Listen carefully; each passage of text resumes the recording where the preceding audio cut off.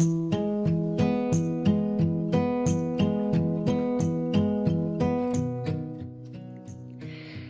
today I'm going to show you how to make some flowers with felt, a button, and a pipe cleaner.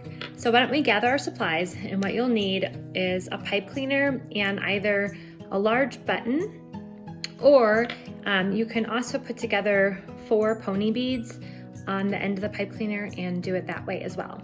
And then you're going to need to get some colored felt, and you can do whatever colors you want, and we can cut these into whatever shape you want.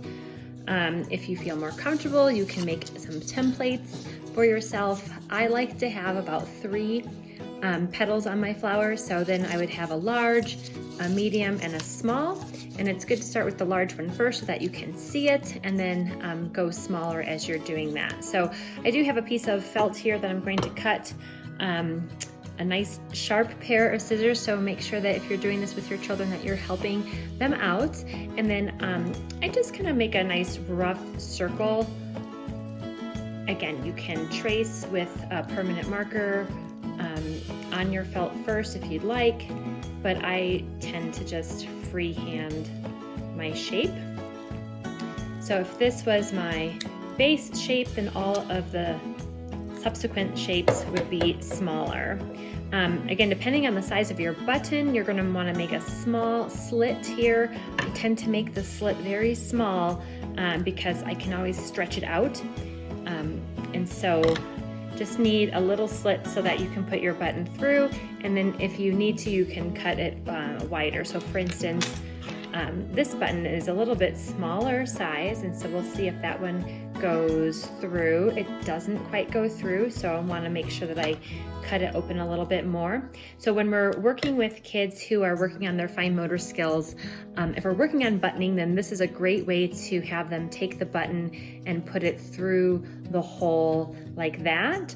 But for a younger child who might not be able to have the fine motor skills, you can also string it through the bottom as well. So they could do it this way. And I like to do maybe color patterns. Maybe I'll give them the pattern of gold, blue, and red, and then they can go ahead and put those colors on. Again, we can either go over the button there, or you could string them from underneath. So really have a lot of fun with these. Get creative with your shapes. You could have the child do it by different shapes, maybe oval or triangle, whatever shapes you want to use, whatever your learning targets are with the child that you're working with, and then you can make some really pretty flowers that they can use as a bouquet to give to their mom or dad or caregiver. As a physical therapist, I like to put some of the pieces on one side of the room and other pieces on the other side of the room, and then we have to do different animal walks or jumps or whatever to get in between. All right, so have fun.